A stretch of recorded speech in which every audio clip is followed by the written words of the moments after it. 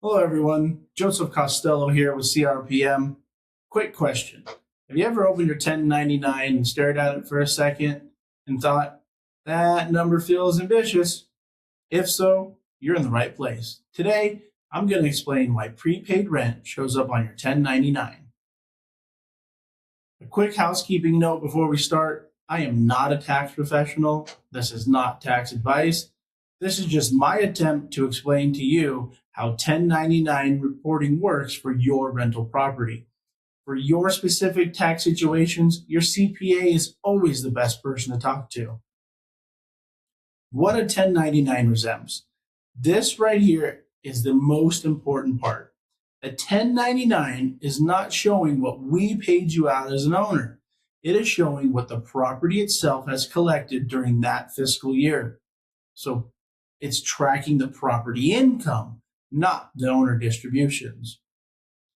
This is the easiest way I can explain it. The IRS is not looking at your personal bank account that I'm aware of.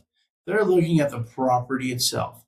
If the rent came in for that property, the IRS counts it as income, even if that money was held or applied at a later date. The IRS rule on prepaid rent.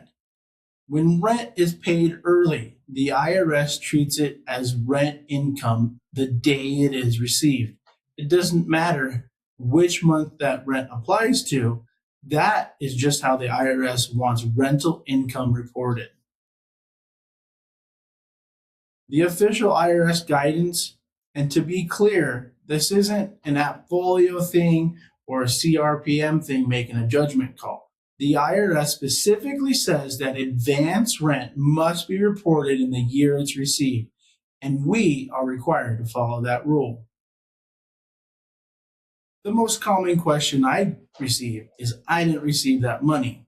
This is where the confusion comes from. Even if you didn't receive a payout yet, the IRS will still consider the rent is received once it's collected on your behalf. As your property manager, we collect rent for you, but distribution timing doesn't change the tax reporting.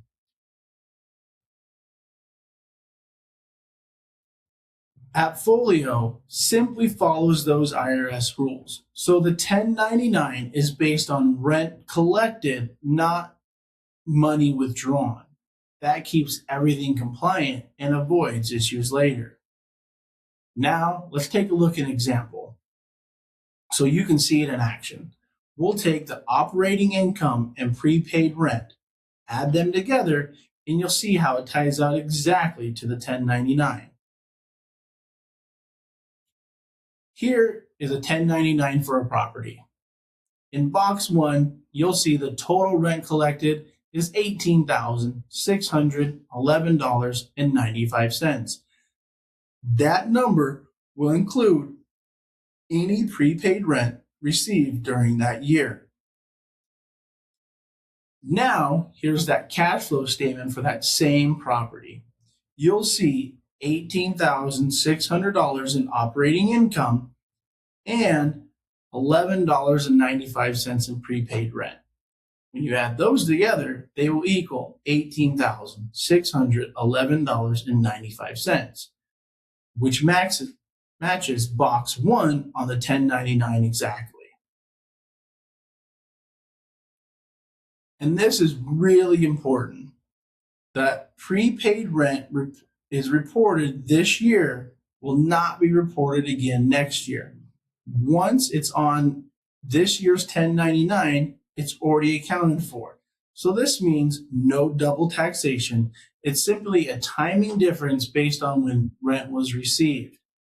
A couple key takeaways here are the prepaid rent is taxable the day it is received. 1099s track property income, not owner withdrawals. And this is a timing issue, not extra tax. If you ever have questions, CRPM is always happy to help. And for anything really tax specific, your CPA can help you dial in those details because they love this stuff way more than any of us do. Thank you for watching.